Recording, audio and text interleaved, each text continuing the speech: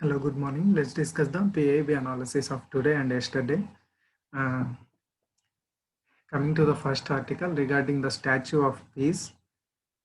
On the birth anniversary of the Jainacharya Vallabha Suri being installed.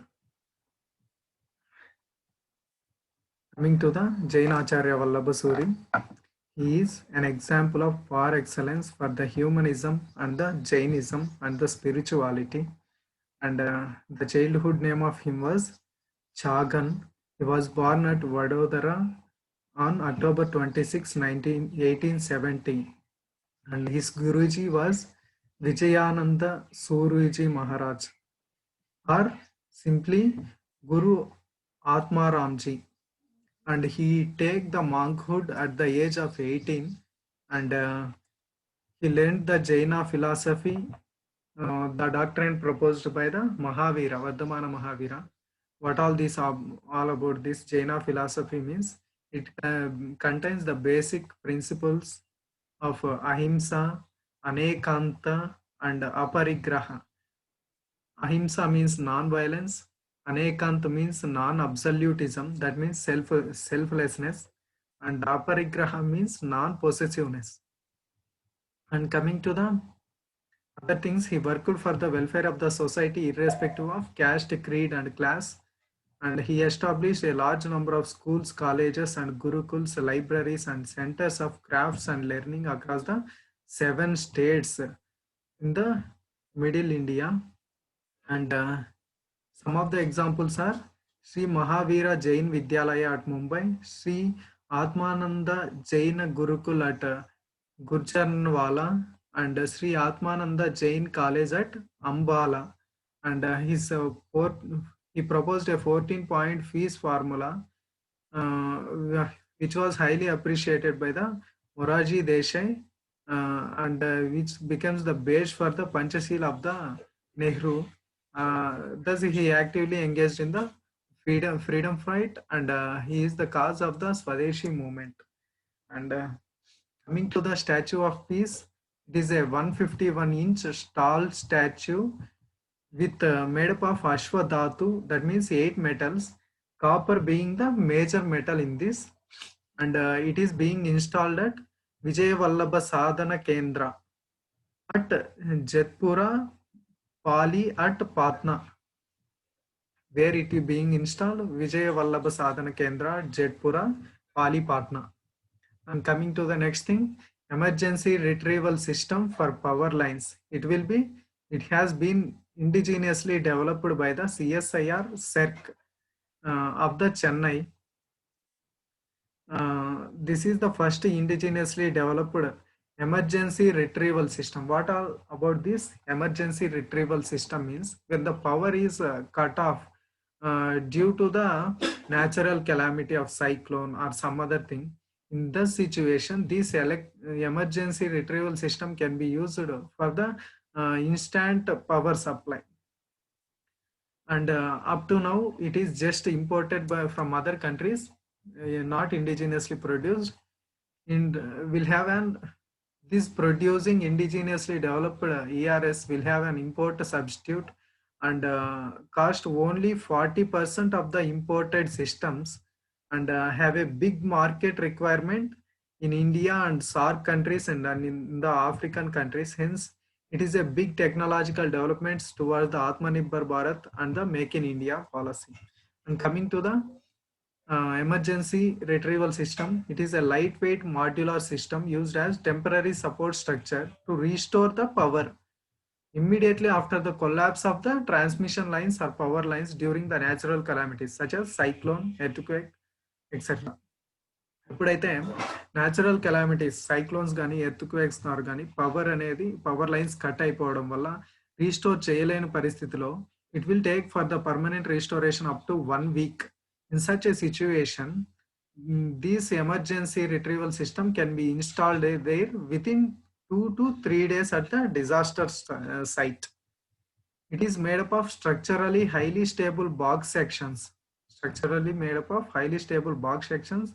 And lightweight, modular, reusable, and provide completed solution for the member connections and it will be found give foundation at any different types of soil conditions irrespective of the soil conditions.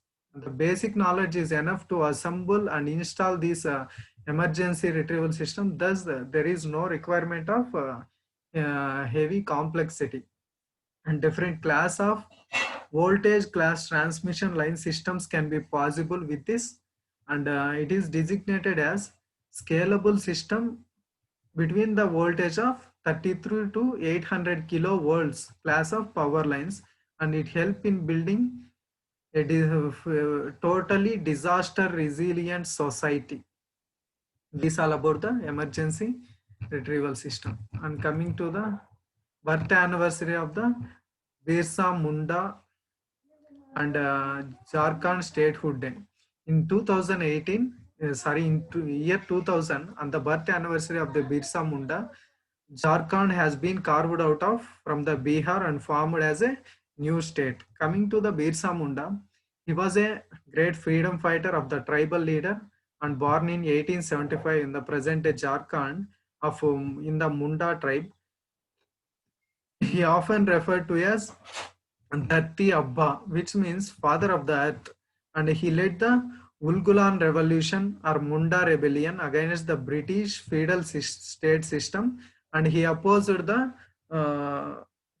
paying of debts and taxes to the money lenders and to the British systems under the feudal system, and he awakened the masses against landlords and the British. He wanted to end the Victoria rule and form the Munda rule in the Jharkhand, and it was never came into existence. And he formed two military units under him to control. One military unit controls the and sees the rebellion, and another controls the social needs of the people or societal problems. And he combined religion with the politics and traveled across the different villages and knows the problems. And his struggle led to the passing of an act of Chota Nagpur Tenancy Act in 1908. And this act restricted the tribal land ownership only through the tribals, and it will not be given to the non-tribals. That means tribal land only for tribals. And coming to the next thing, Code on Social Security 2020 proposed a draft rules and given and have invited for suggestions a period of 43 days from the Ministry of Labor and Employment of the central government. The draft rules were provide operationalization of provisions in the Code on Security Social Security 2020. That means ఈ drafts rules అనేటివి ఈ code on social security 2020 ఎలా operate చేస్తుంది అనేది ఒక draft rules అనేటివి issue చేసింది అనమాట. వేటికి రిలేటెడ్ అంటే ఎంప్లాయ్మెంట్ ప్రొవిడెంట్ ఫండ్ కి, ఆ తర్వాత ఎంప్లాయీ స్టేట్ ఇన్సూరెన్స్ కార్పొరేషన్ కి, తర్వాత గ్రాట్యుటీ కి and maternal benefits, social securities and cess for the construction workers and the building workers, and social security for the unorganized sectors, gig workers and platform workers. All these are combined to form informal sectors. These are not included in the in the formal employment sector. That's why they for the first time in the Code of Social Security 2020, these all unorganized sectors has been mentioned in this code. The draft rules also provide for Aadhaar-based registration, including self-registration by the unorganized workers, gig workers, platform workers on the portal of the Ministry of Labor and Employment.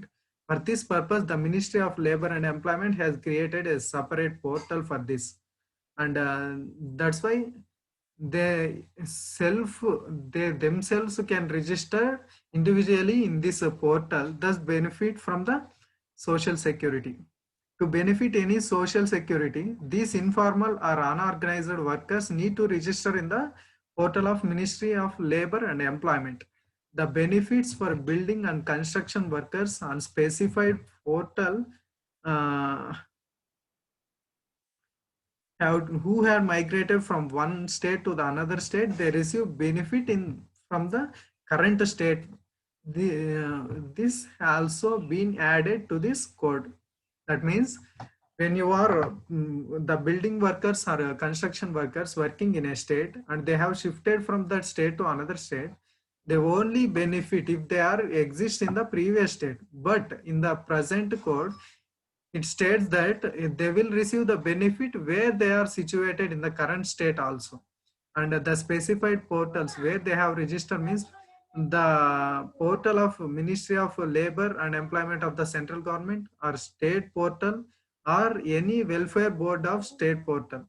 And it have given a 45 days minimum for the ministry by the suggestions to give the suggestions regard this.